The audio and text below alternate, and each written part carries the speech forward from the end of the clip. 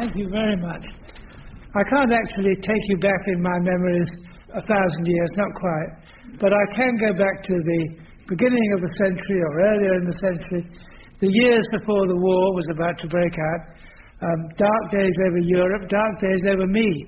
I was a schoolboy at Harrow, and Winston Churchill came down to our school to join in the school songs. And I took one look at him, and he seemed to be about 99 years of age and totally drunk. I said to my friend, I said, oh my God, I said, if they ever put him in charge of the war, we've had it. Well, they put him in charge of the war, and I managed to survive. And it's a huge pleasure to be here and to read some of the things that have meant most to me. Well, as those of you who read anything about me or read what I've written will know, I was born into the law. My father was, I think, the most successful, the most famous divorce barrister of his day. So that in my childhood I was housed, educated, warmed, clothed, fed, entirely on the proceeds of adultery, cruelty and willful neglect to provide reasonable maintenance. And we were so deeply into the divorce court in my childhood that in the nursery, instead of the story of Snow White and the Seven Dwarfs, I used to get the Duchess and the Seven Co-Respondents. And my father came home to me in the nursery, and he sat on the end of my bed and he said, terrific day in court today, John, terrific success. Managed to prove adultery by evidence of inclination and opportunity, he said. So, you know, really the only evidence I had was a pair of footprints upside down on the dashboard of an Austin 7 motor car, parked in Hampstead Garden suburb. So, quite early in my life, it was decided that I should become a lawyer. It is sure that honesty, learning, reliability and common sense might all be united in the person of a lawyer. It is also sure that they never were. That's John Wilkes on lawyers, may be true. I'd rather like to remember some of the wonderful judges we used to meet at the Old Bailey. There was one called Judge Maud. He was very civilized, very handsome. He had a beautiful profile, wonderful little grey sideboards. He had impeccable white linen. He had little, very highly polished gold half glasses. He always rose the court at 11:30 every morning for a glass of chilled Chablis and a little nibble of Stilton cheese. And he had to sentence a totally drunk Irish labourer who had rightly been convicted of peeing down the stairs down Leicester Square Tube Station, indecent exposure, foul abusive language, assaulting the police, irritation of passers-by. He took one look at him over his little half glasses and he said, I'm going to take a most merciful course with you, my man. God bless you, sir. God bless your Royal Highness. I'm going to place you upon probation. God bless your Holiness. May your shadow never grow shorter. But on one condition. Anything. I'll do anything for your nobleness. The condition is that you never touch another drop of alcohol for the rest of your natural life. Not a drop. I swear it, your lordship. But by nothing, I mean absolutely nothing. Not even the teeniest, weeniest little dry sherry before your dinner.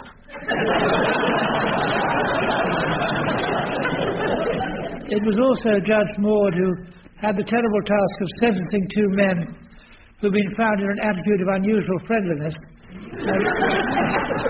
under Waterloo Bridge. And he looked at them over his little half glasses and he said, you two men have been found guilty of a terrible act, an abominable act, an act which has been cursed down the centuries, which makes strong women vomit and men faint, he said. And what makes it so much worse, he said, you chose to do it under one of the most beautiful bridges in London. There's a gloss to that story which I don't believe to be true, which is just that he added, you two men should go away and pull yourselves together.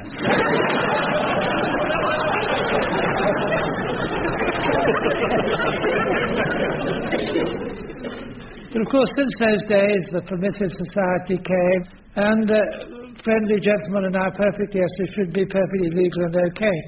And I would like to remember again, just before we get on to the literature, the noble lord who passed through the House of Lords the Sexual Offences Bill, which made consenting friendly gentlemen perfectly legal.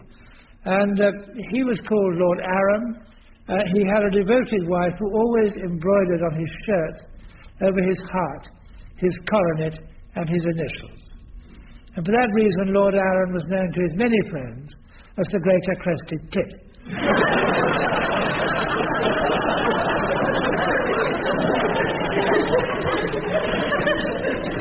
Now, Lord Arran passed through the House of Lords 2 noble statutes.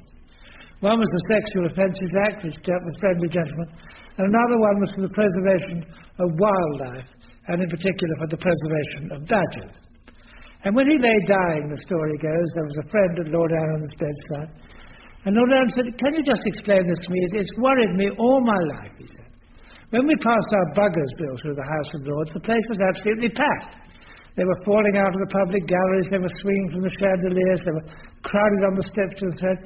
You couldn't get a postcard to the House of Lords when we passed our buggers bill. But on the other hand, and by contrast, he said, when we passed our badgers bill, the place was absolutely empty. 3 old earls with tweed hats in them, that's all there were. How can you explain it?" His friend looked at him for a long time and said, "Lord Arran," he said, "have you never considered there are very few badgers in the House of Lords?"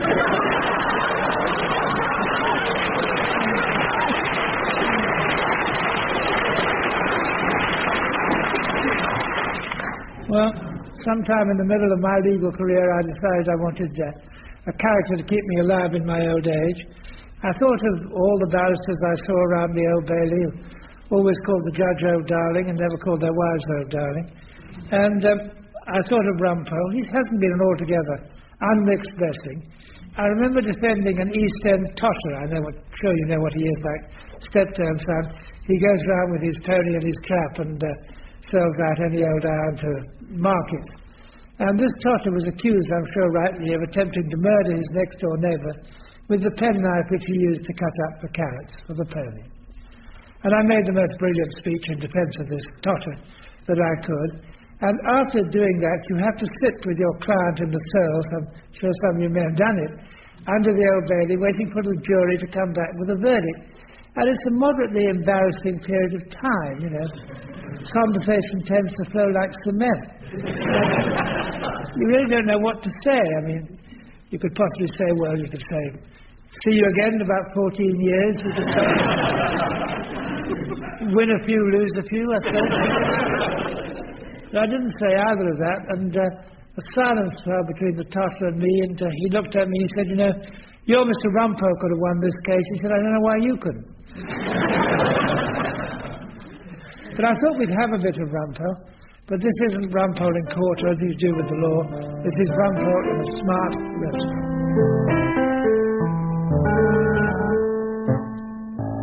Now, my wife Hilda is a good plain cook. She's not in any way a woman who lacks imagination. Indeed, some of the things she imagines Rumpole gets up to when out of her sight are colourful in the extreme. But she doesn't apply such gifts to a chop or a potato, being content to grill the one and boil the other. She can also boil cabbage into submission and fry fish.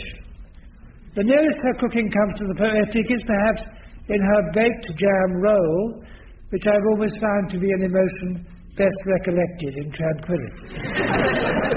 From all this you will gather that Hilda's cooking is honest but not exotic, and that happily the terrible curse of nouvelle cuisine has not infected Froxbury Mansions and the Gloucester Road. So it's not often that I'm confronted with the sort of fare photographed in the Sunday supplements.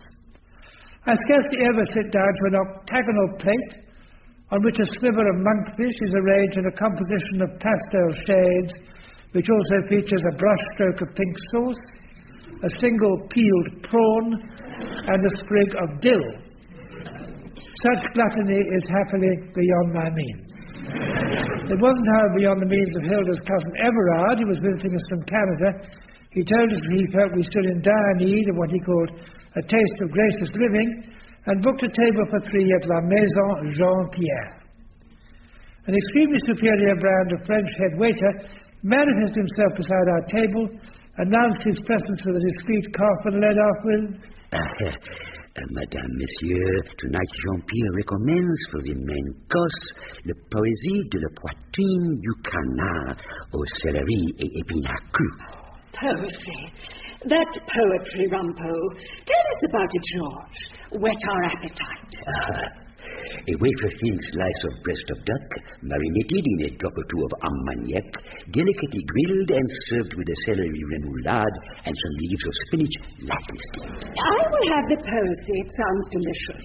I would like a poesy of steak and kidney pudding, not pie. With soup of boiled cabbage, English mustard if you have it, and mashed potatoes. Rumpole, behave yourself. This pudding is not on our menu. Your pleasures are delight. It says that on your menu. Couldn't you ask Cookie if she could delight me along those lines? Cookie? I do not know who Monsieur means by cookie. Our maître de cuisine is Jean-Pierre O'Higgins himself. He's in the kitchen now. Oh, very convenient. Have a word in your shell-like, why don't you?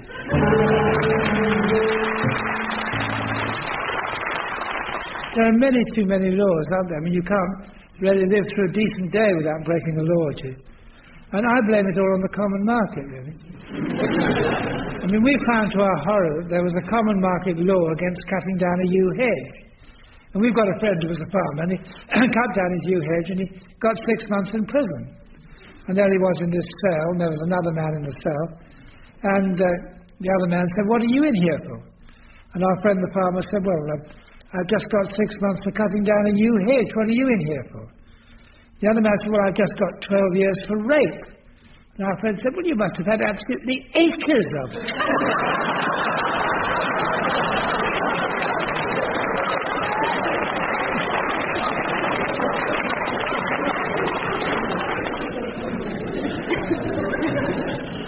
About halfway through my legal career, I became something called a QC, queer customers is what they call them.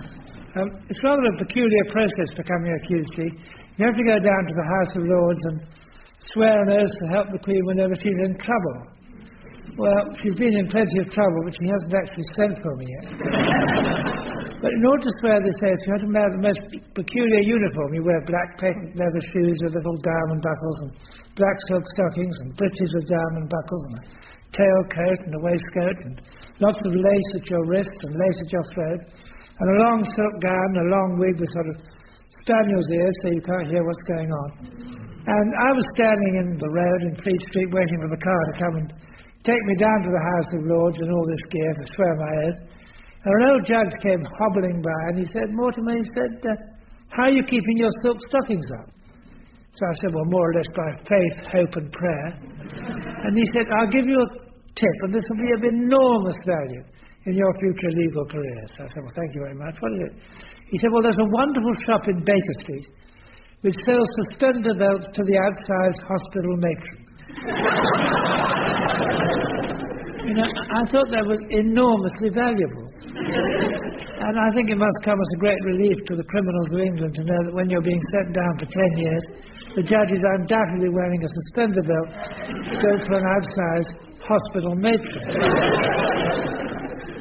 But when I was a QC, I began to do more important cases. I began to talk to juries, and I got great respect for juries. I think they take their duties very seriously. They listen as hard as they can. They come to verdicts. I didn't agree with some of them, but they were all fairly rational.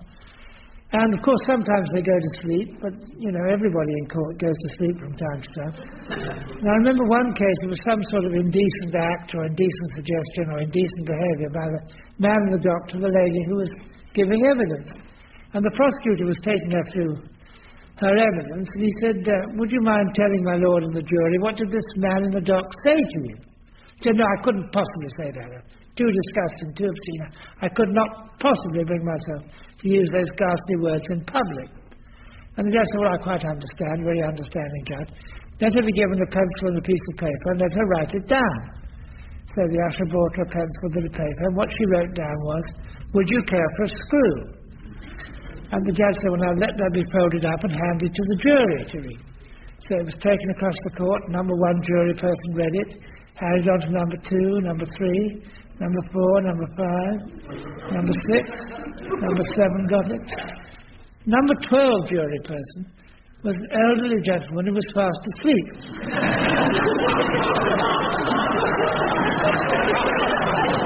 And seated next to him was a fairly personable young lady.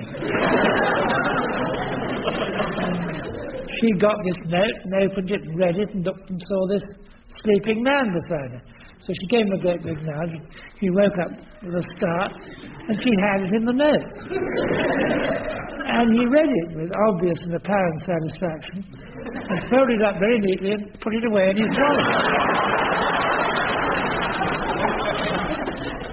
And the judge said, now let that be handed up to me. He said, purely private matter, my lord.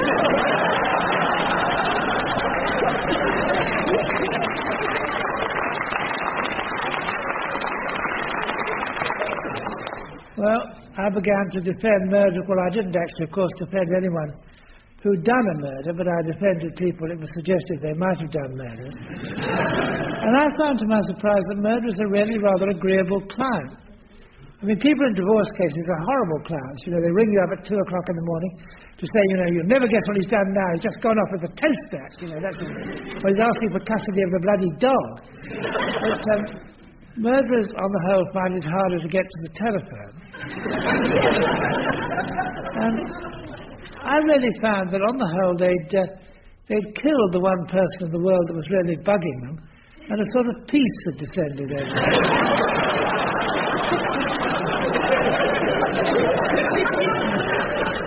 You know, I know murder gets a very bad press, but I mean, murder seems to me sort of the one crime which is really understandable, which ordinary people can commit. I mean, I'm sure no one here could rob a bank, but there just might be someone we could, you know, sort of do without.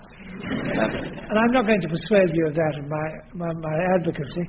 I'm just going to call a piece of evidence on the proposition that decent, law-abiding citizens can kind of slide into murder. And if you haven't been in Scotland, in Edinburgh, on the 18th of August 1978, you probably wouldn't have read this little item in the Edinburgh Evening News of this date, which I think rather bears out my theory. While they were waiting at a bus stop in Clareston, Mr. and Mrs. Daniel Thirsty were threatened by Mr. Robert Clear. He demanded I give him my wife's purse, said Mr. Thirsty. Telling that the purse in question was in her basket, I bent down, put my hands up her skirts, detached her artificial leg, and struck him over the head with it. It was not my intention to do more than frighten him off. But unhappily for us all, he passed over. Well, you know, I mean, that could happen to any of us.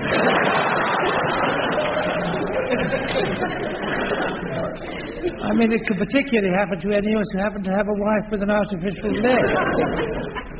And the other thing about murders is that quite a lot of them weren't very good at it. I mean, I suppose if they'd been better at it, I wouldn't have met them. But of course, murder is a very serious business. Defending murder is very serious. You've got to be very careful not to ask too many questions. You probably shouldn't ask your client any questions at all. And you shouldn't drink too much at lunchtime. And I had a friend who was defending in a murder case, and he drank much too much one lunchtime, but he was meant to go back and make his final speech on behalf of the accused. And he made what I'm sure is one of the pithiest, the most sensible defence speeches ever made at the Old Bailey. Because he rose rather unsteadily to his feet and he said, "Members of the jury," he said, "this is the moment when I'm meant to make a reasoned and impassioned address on behalf of the man in the dock. And that will be followed by a fair and unbiased summing up by the learned judge. But," he said, "the truth of the matter is, I'm far too drunk to make a reasoned and impassioned speech. And the judge has never been known to do a fair and unbiased summing up. And you look far too stupid to come to a judgment. So I shall sit down." But being accused of any crime must be terrible, and for no one more terrible than for Oscar Wilde when he was arrested in the Cadogan Hotel. And this is how John Betjeman described it. He sipped at a weak hock and seltzer as he gazed at the London skies, through the Nottingham lace of the curtains, or was it his bees-winged eyes? To the right and before him Pont Street did tower in her new-built red, as hard as the morning gaslight that shone on his unmade bed. I want some more hock in my seltzer. And Robbie, please give me your hand. Is this the end or the beginning? How can I understand? So you brought me the latest yellow book, and Buchan has got in it now. Approval of what is approved of is false as a well-kept vow. More hock, Robbie. Where is the seltzer, dear boy? Pull again at the bell. They're all little better than cressins, though this is the Cadogan Hotel. One Astrakhan coat is at Willie's, another one's at the Savoy. Do patch my Morocco portmanteau and bring it on later, dear boy. A thump and a murmur of voices. Oh, why must they make such a din? As the door of the bedroom swung open and 2 plainclothes policemen came in. Mr. Wilde, we have come for to take you where felons and criminals dwell. We must ask you to leave with us quietly, for this is the Cadogan Hotel. He rose and he put down the yellow book. He staggered and terrible-eyed. He brushed past the palms on the staircase and was helped to a hansom outside.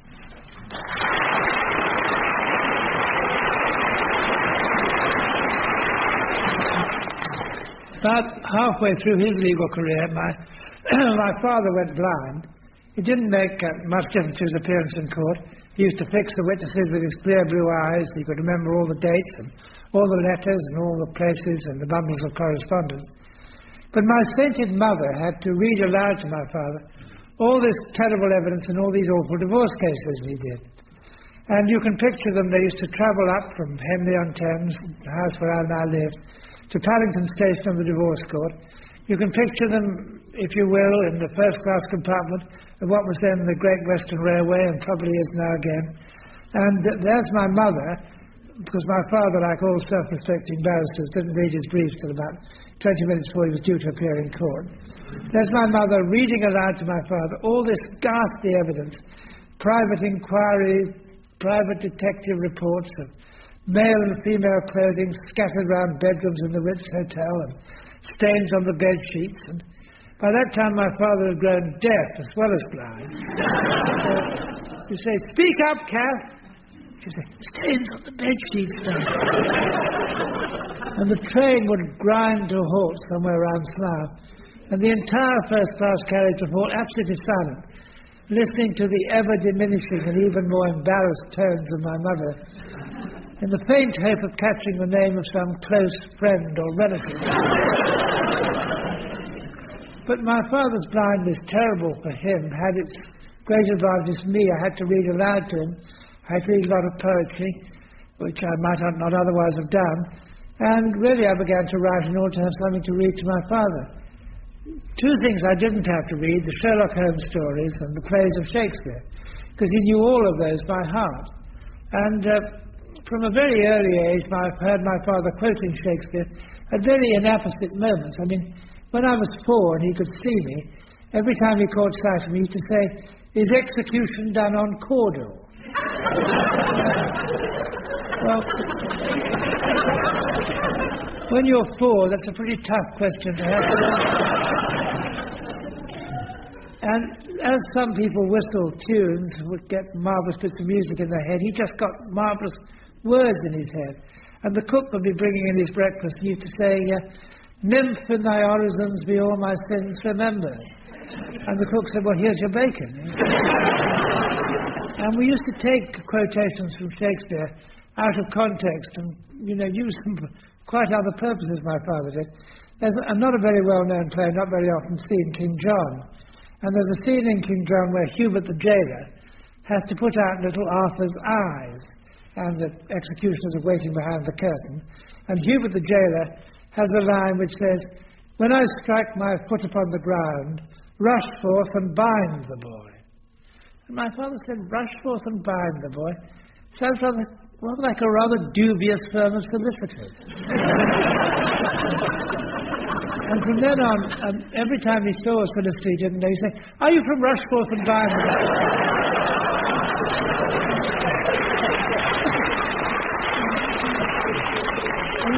We used to go, this was a huge advantage for me, every year to see all the plays at Stratford in the repertory. It was then called the Shakespeare Memorial Theatre. We weren't the most popular members of the audience. My father liked a sort of 7-course dinner, and we used to arrive in the front row of the stalls about 25 minutes after the play had started. But once my father had had the set explained to him, he was of enormous assistance to the acting. Because he could say all the lines about 5 seconds before they could get it.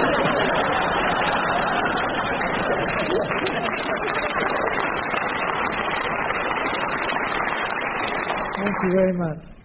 There's a lot of talk nowadays about sex education in schools. We didn't get very much sex education when I was at school. I was in a little preparatory school in Oxford, which was going to prepare me to go on to a public school, which was in fact a private school. And the only thing we got, like any sort of education about sex, was a talk by the headmaster when we were leaving the preparatory school.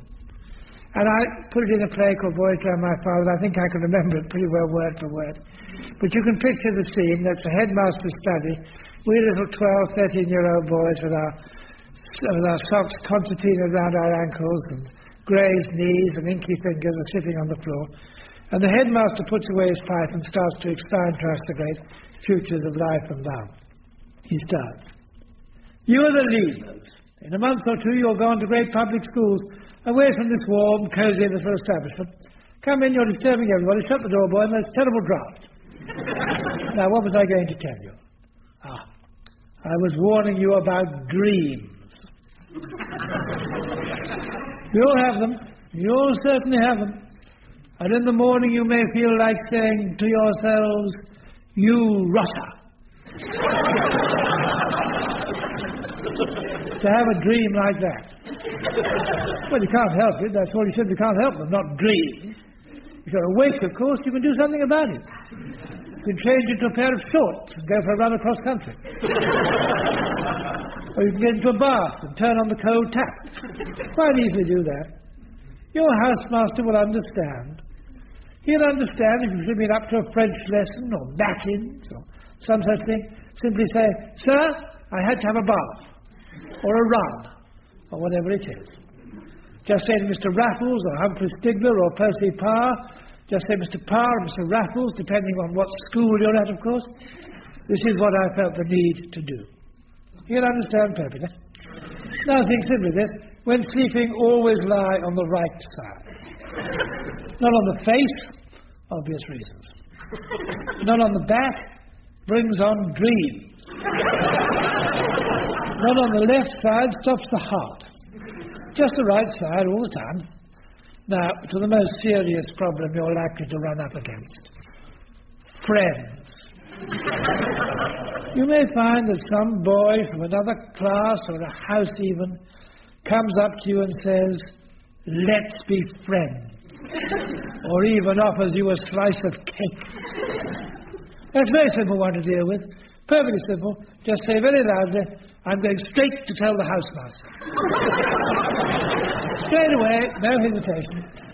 Remember, the only real drawback to our great public school system is unsolicited cake.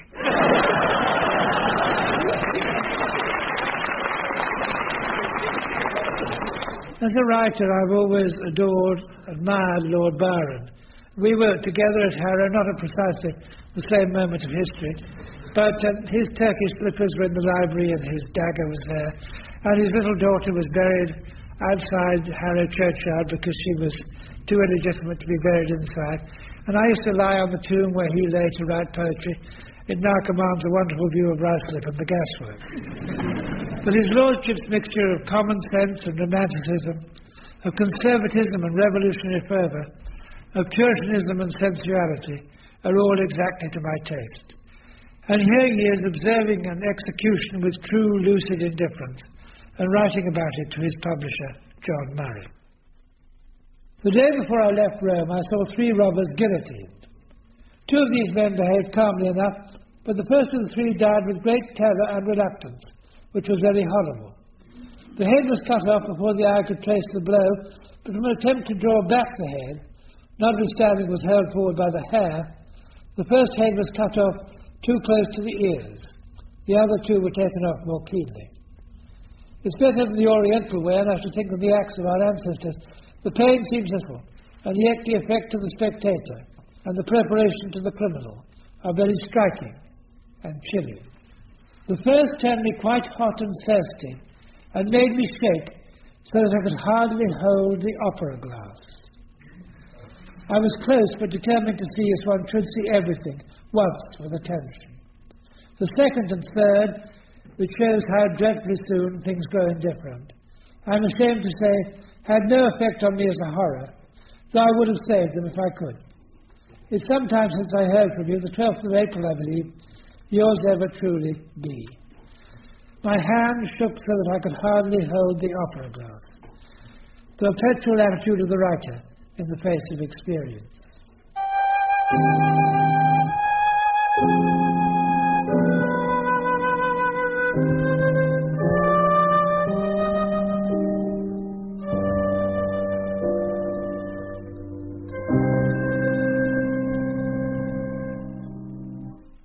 Mister, yous needn't be so spry concerning questions arty.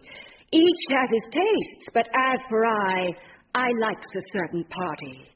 Give me the he-man's solid bliss, for yous ideas I'll match yours. A pretty girl who naked is worth 1,000,000 statues. There was E. Cummings to bring us back from the hard reality of writing to the wonderful fantasies of life and love. One of the great advantages of old age is to be able to look back down the long corridors and arches of the year and remember so many beautiful, wonderful girls and wonder why it is that so many of them have married the most terrible husbands. Robert Graves wrote a poem about it. Why have such scores of lovely, gifted girls married impossible men? Simple self-sacrifice may be ruled out, and missionary endeavour 9 times out of 10. Repeat, impossible men, not merely rustic, foul-tempered or depraved, dramatic foils chosen to show the world how well women behave and always have behaved. Impossible men, idle, illiterate, self-pitying, dirty, sly, for whose appearance, even in city parks, excuses must be made to casual passers-by. Has God's supply of tolerable husbands fallen, in fact, so low?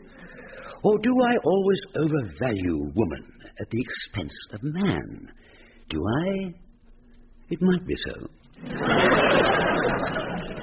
Love spans the centuries, the millennia, and it can even bridge the generation gap, as lucky old Lord Rochester's young lady said.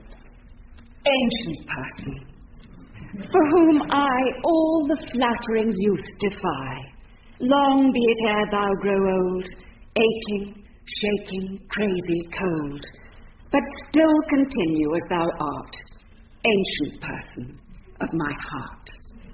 On thy withered lips and dry, which like barren furrows lie, brooding kisses I will pour, shall thy youthful heat restore. Such kind showers in autumn fall, and a second spring recall, nor from thee will ever part, ancient person of my heart. Thy nobler parts, which but to name, in our sex would be counted shame, by age's frozen grasp possessed, from their ice shall be released, and soothed by my reviving hand, in former warmth and vigour stand.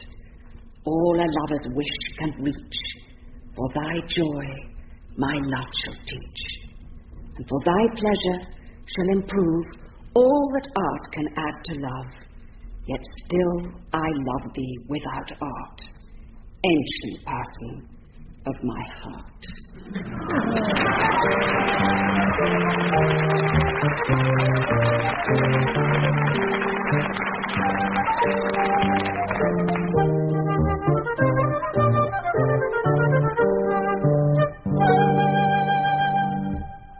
I sometimes feel a bit guilty that I haven't been very nice to judges in Rumpole stories.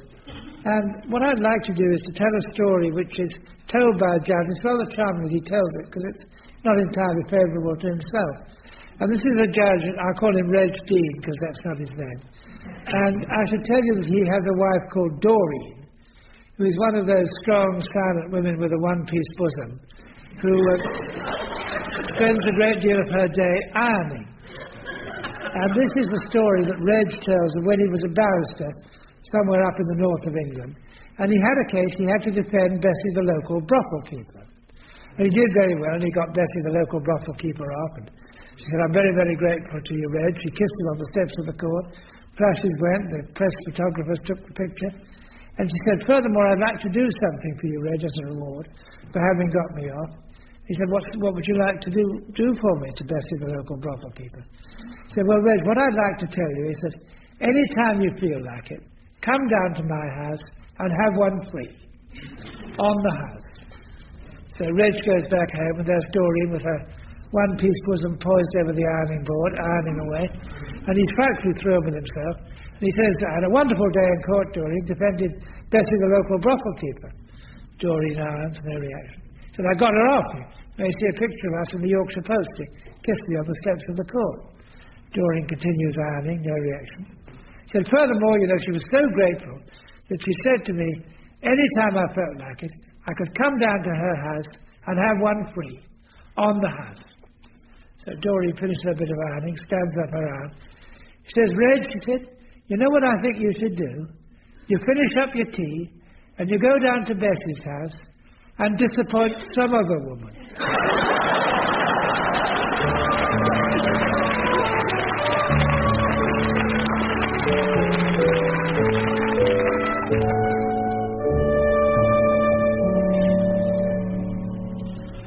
Well, I told my father that I wanted to be a writer, and he said, "Well, of course you might be a writer, you might be a moderately successful writer. Male writers are always at home, wearing a dressing gown, brewing tea, stuck for words. He said, go out and get a job that gets you out of the house occasionally. Go out and divorce a few people. Not very difficult. But you can picture me, if you will, at that time, my 20s. I was a young, slim, slender, handsome, ambitious, upwardly mobile divorced barrister. And I used to leave home in the morning. I had a terrible row with my wife. I was bleeding at the nostril. My shirt was ripped. My tie was torn. I staggered down the stairs. All the children were suffering from infectious diseases. The au-pair girl was pregnant and had left home. I yanked open the front door, a great pile of bills. The mortgage had been foreclosed. The bank overdraft had been cancelled. I staggered into the street. The car had been stolen. I summoned a lift to my chambers in the temple. I sank behind my desk. And I was perfectly capable of advising 60-year-old company directors on exactly how they should conduct their married lives. But I learned some wonderful literary lessons in the divorce court. I learned, for instance, the vital importance of the sporting metaphor in English dialogue. Now, I had a client then who was an admiral. He didn't have a very happy married life. He'd fallen desperately in love with the skating instructors in the Queensway bar. And I said, "Admiral, it's very difficult for me to have to ask you this, but the divorce law of the time compels it. I have to ask you, when did you last sleep with your wife?" And it was then that I learned the vital importance of the sporting metaphor in English dialogue. Because I'll never forget what he said. He said, "We batted on for the first 6 months and then we drew stumps." And I learned another terribly important literary lesson. Something which has to be learnt by all playwrights, all screenwriters, all novelists, all barristers, which is when to cut the dialogue, shut up, pull down the curtain, end the chapter, finish the scene. And I learnt that, if I may just give you an instance. I was doing a rustic rural divorce case way to the west of here, and my client was accused of nothing less than committing adultery with a young lady in the middle of the 7-acre barley field. And the only witness to this horrific occurrence was Farmer Brown, who said he'd been standing on the edge of the 7-acre barley field and he'd seen it take place. And I, young, slim, slender, upwardly mobile, all that, got up and I cross-examined Farmer Brown with my usual brilliance. So, "Farmer Brown," I said, "when you were a young man, did you ever take a girl into the middle of the 7-acre barley field? Oh, are. And sat very close to her? Oh, are. And ever lay down beside her? Oh, are. You might even have kissed her?" Oh, are. That's when I should have cut the dialogue, sat down, ended the scene. But I had to ask the final, insane, idiotic question. So, "Farmer Brown," I said, Any casual witness standing on the edge of the 7-acre barley field on that occasion might have come to the conclusion that you were committing adultery. Oh, are, and they'd been damn right, too.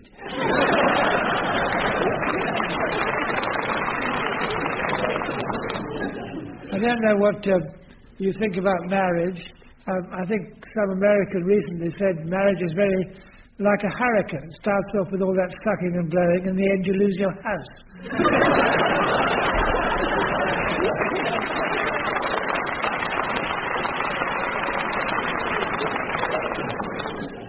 My father was a Darwinian evolutionist who told me that you couldn't possibly make a horse in 7 days, let alone 7 millennia, I don't know.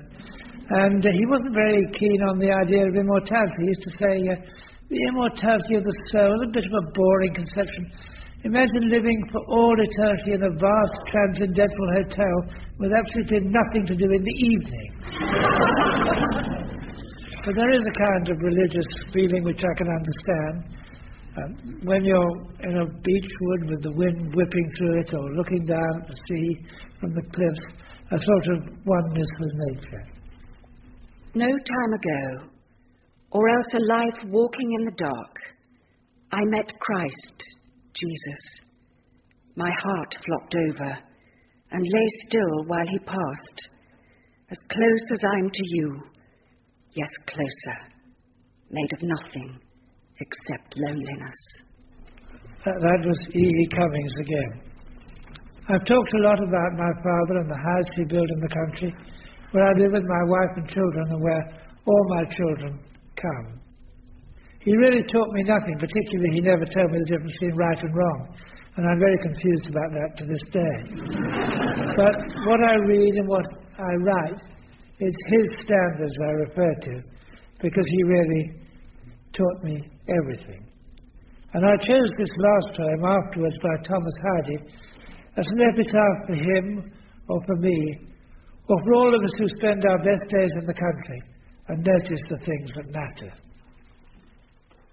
When the present has latched its postern behind my tremulous day, and the May month flaps its glad green leaves like wings, delicate filmed as new-spun silk, will the neighbours say, he was a man who used to notice such things?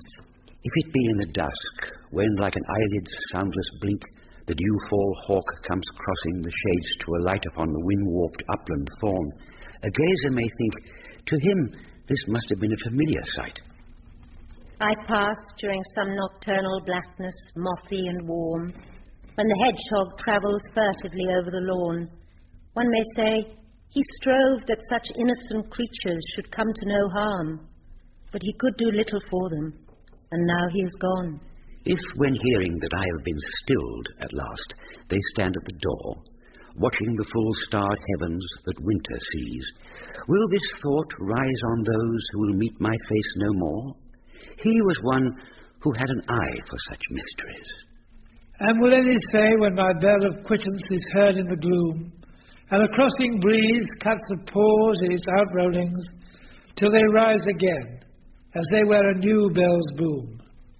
He hears it not now, but used to notice such things.